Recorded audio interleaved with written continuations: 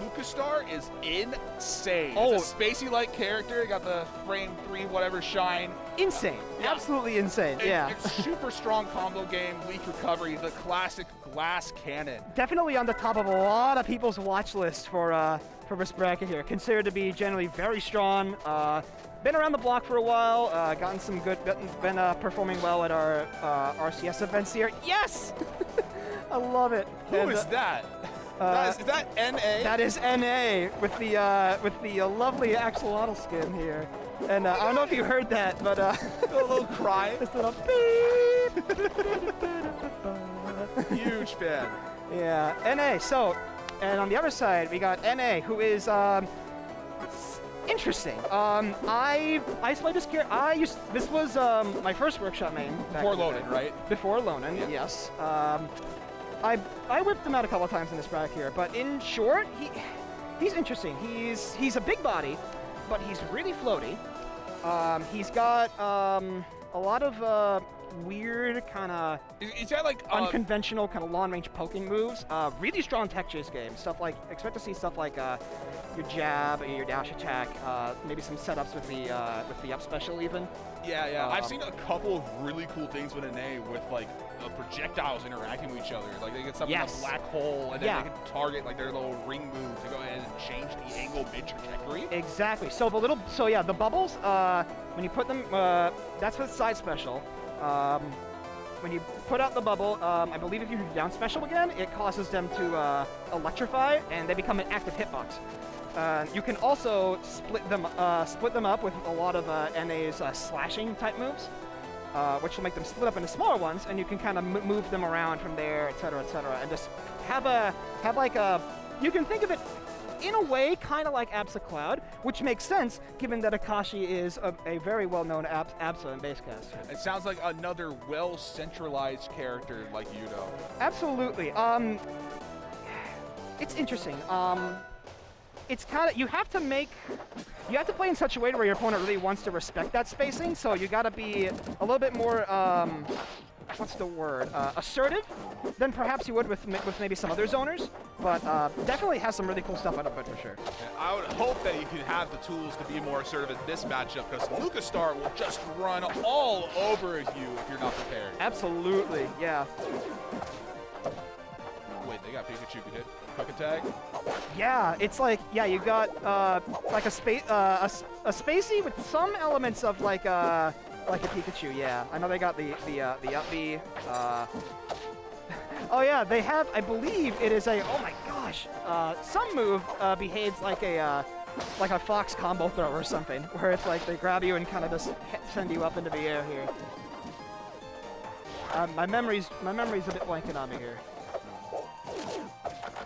Yeah, so it's that forward special, that kind of fox illusion type move. It has a sweet spot that leads into the grab. But let's see here.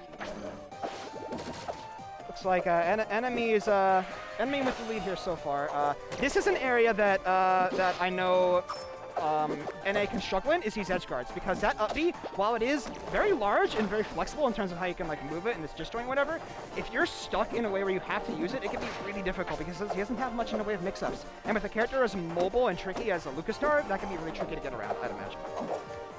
I mean, it definitely feels like Lukastar is like dictating the entire pace of the match. Oh, absolutely. Yeah.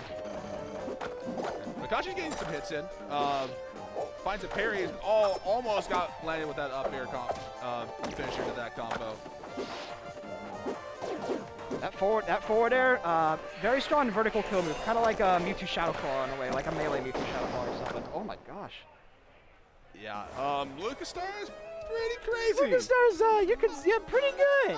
Pretty good. They're pretty good. Soul Rifle's playing this character, right? Yes. That makes so much sense. Oh man. So are they winner side? I believe. I know they played the last one. I saw a little bit. Yes. They are winner side. Okay. Yeah. Soul Rifle beat Dakota in Winter's Qualifier. Got you. So sitting on Winter's side. I'm not surprised in the slightest. Lukastar feels like the rushdown character that was. Oh my god. Use it. Excuse me. using that little what do you call it? Like the dark wave there. That's a slow-moving projectile. Kind of think you can think of it operating a similar way to like the crewmate reticle we're talking about. Very slow, can be moved around by the bubbles that NA sets up. Good is just kind of elicit a response from your opponent. Gonna fall out of the upstrong. Oh no!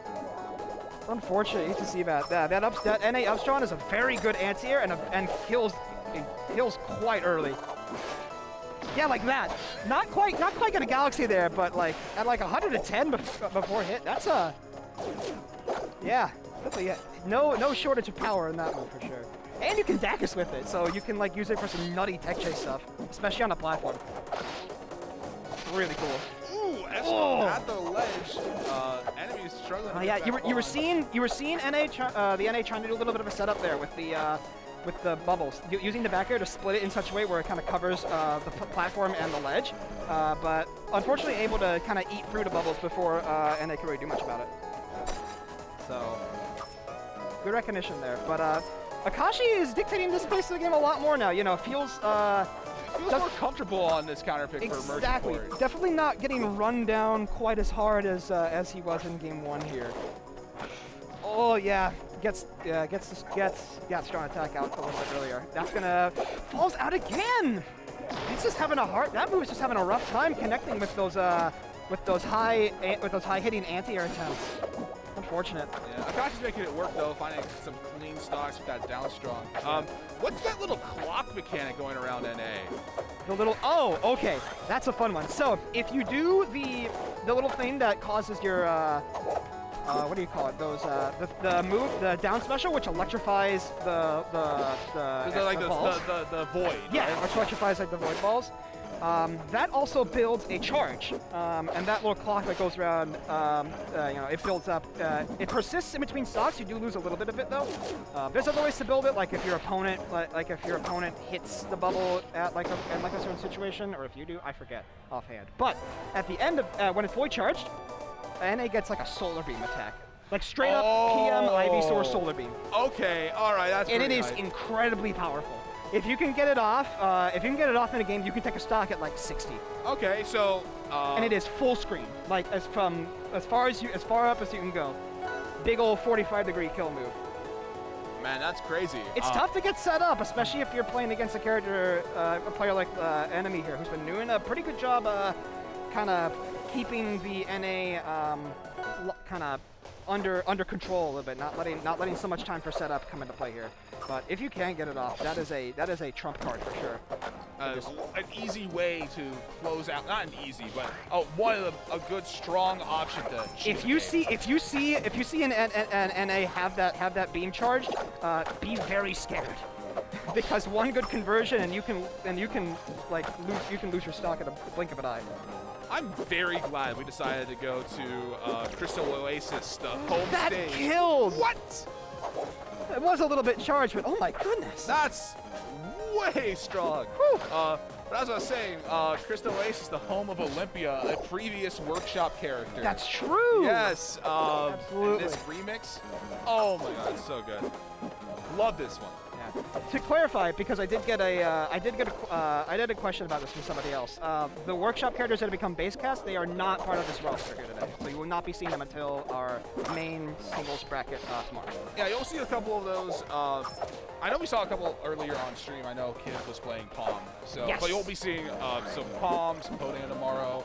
I'm not sure anyone is. I think Dakota's here, so we'll see some. We'll see a little bit of everybody on stream. We'll be getting some action with them later on this tournament, sure enough. Speaking of action, though, it's a dead even set. Enemy's got to clean up this edge guard against Akashi. Ooh, goes for a charge attack instead of a parry.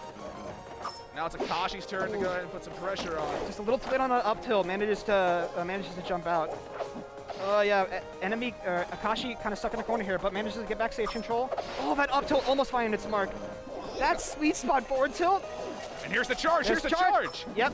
All right, we're halfway, but yeah, you gotta get another half in before you lose this stock, otherwise it's all for naught. The charge also builds faster if the opponent is getting hit by the orb, so So you want to spread out the orbs, you want to go and cut them up to make it easier. So it encourages you to kind of set up your opponent to actually get hit by them instead of just kind of throwing them out as like a, it's like just a raw stage control tool. You want to set up into them to build that, the beam attack faster. Yep, well that's a last stock situation here with a lot of setup tools for NA. We have not seen it, unfortunately. Great tech coverage. Yeah, manages to barely sneak through that up tilt. NME playing a lot more passive, jumping around, wanting to bait out something from Akashi. Yeah. As soon as they go in, they get parried. Recognizing that Lukastar definitely can kind of outmaneuver NA in a lot of the in neutral here, kind of forcing NA to. It's interesting because we were talking about how NA kind of wants to slow the game down if they can. But I don't know. It's NME seems to be making this work out in his favor here by just kind of forcing the NA to make those bigger commitments that we've been seeing, and not really falling for a lot of that zoning pressure that